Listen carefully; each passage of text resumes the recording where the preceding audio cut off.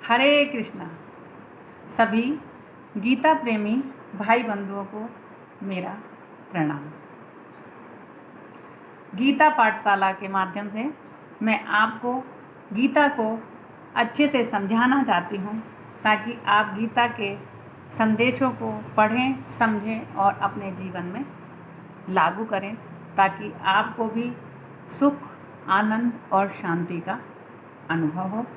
और जब भी विपरीत परिस्थितियाँ आए तो आप बड़ी सहजता से उन समस्याओं का समाधान करें। भगवत गीता हिंदुओं का पवित्र ग्रंथ है। महाभारत के मुताबिक सबसे बड़े धर्म युद्ध में दुखी, तनावग्रस्त और शोकग्रस्त अर्जुन ने भगवान श्री कृष्ण से प्रश्न किए और भगवान श्री कृष्ण ने उन सभी जीवन से संबंधित प्रश्नों का उत्तर दिया। अर्जुन ने सभी समस्याओं के प्रश्न किए और भगवान ने सभी समस्याओं का समाधान करते हुए उसके प्रश्नों के उत्तर दिए। जो हमारे सभी जीवन से संबंधित प्रश्न थे वही अर्जुन ने पूछे थे और उनका जवाब भगवान श्री कृष्ण ने बहुत ही अच्छे तरीके से किया। जो इन पे अमल करता है वह सुख पाता है। कठिनाइयाँ और समस्याएं सबके जीवन में आती हैं, तब गीता हमारे अंदर उमंग और उल्लास जगा के उस समस्या का समाधान करती है। इस गीता के आधार पे ही हमारा देश विश्व गुरु बन गया था और सोने की चिड़िया कहलाया। लेकिन धीरे धीरे लोगों ने गीता पढ़ना बंद कर दिया और हम लोग दूसरे संप्रदाय में उलझते चले गए। गीता हमें जीवन जीने का तरीका सिखाती है।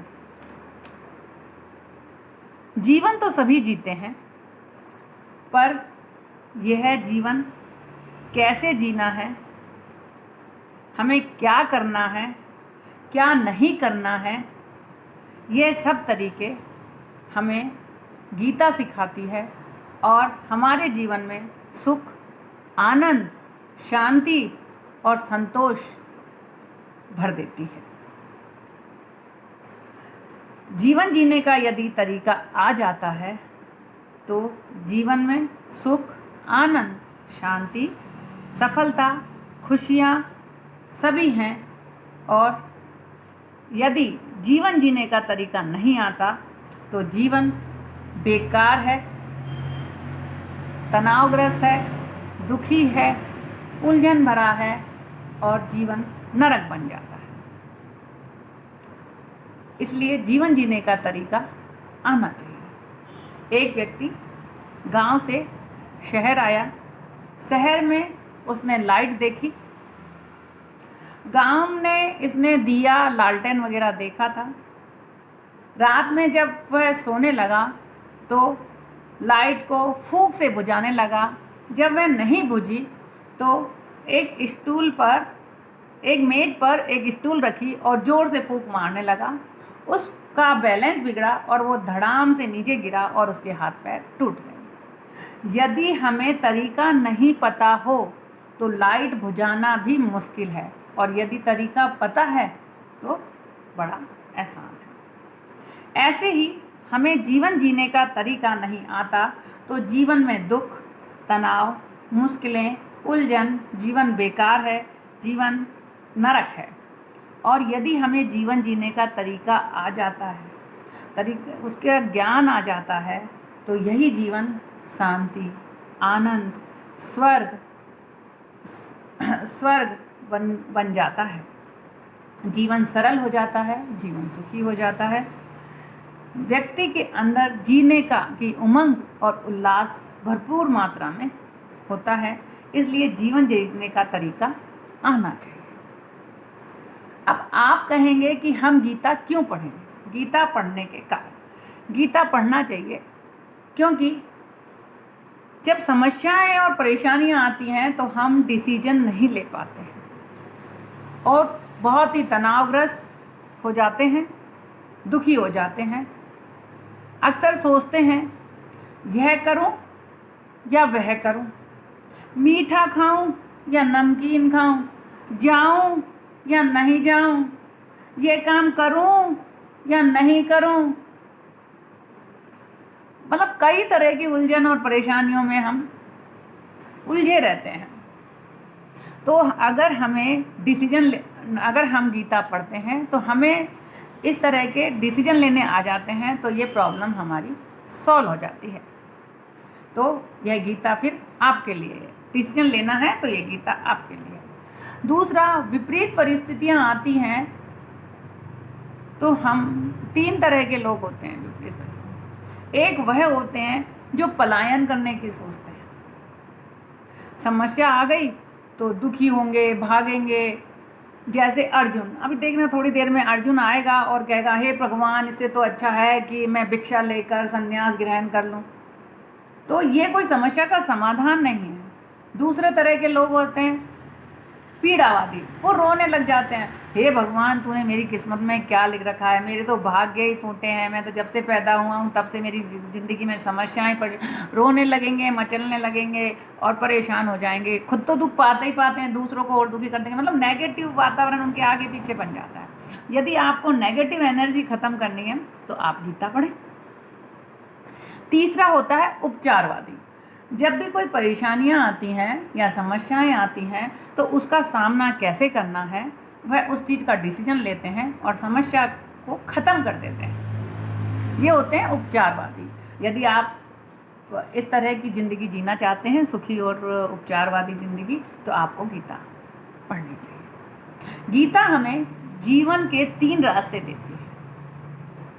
पहला ज्ञान योग, दूसरा कर्मयोग और तीसरा भक्ति योग। यानी कोई भी हमें काम करना है तो उसका हमें ज्ञान होना ज़रूरी है।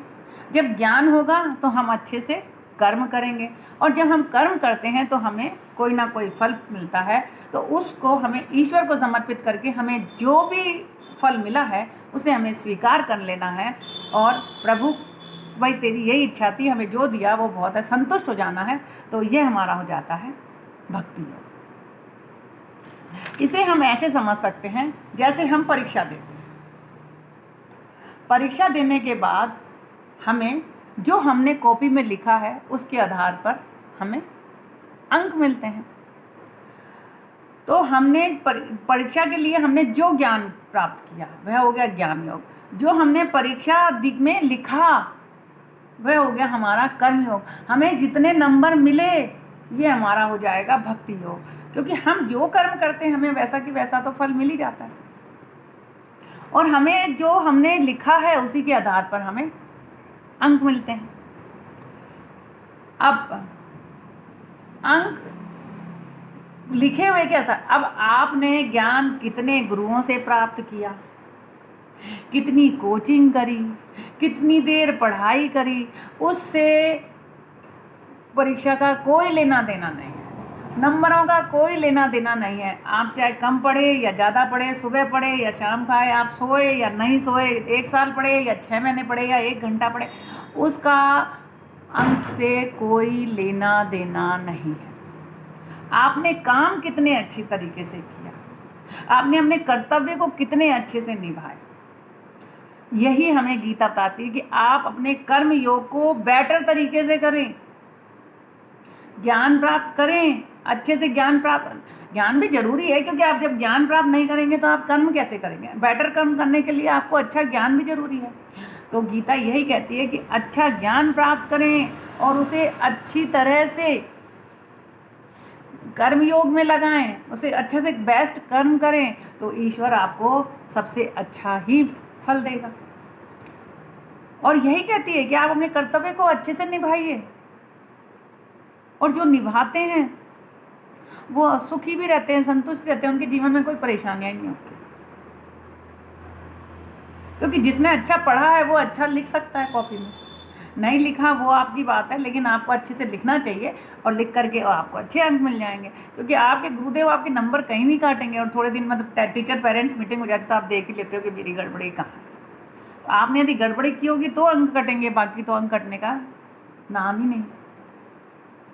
तो इसलिए भगवान श्री कृष्ण ने हमें 3 रास्ते किए कि आपको जो भी कर्तव्य निभाना है, जो भी काम करना है, उसका अच्छे से स्टडी कीजिए, ज्ञान प्राप्त कीजिए और फिर उसको कर्म में कन्वर्ट कीजिए, अच्छे से काम कीजिए। जो भी काम कराते हैं मन लगा के 100% अपना दें। उसके बाद आपको उसी आधार पर आपको पुण्य या पाप का फल मिल जाएगा। यही हमें गीता सिखाती है। और इस तरह से यदि हम जीवन जीते हैं तो हम सुख, आनंद और संतुष्ट जीवन पाते हैं।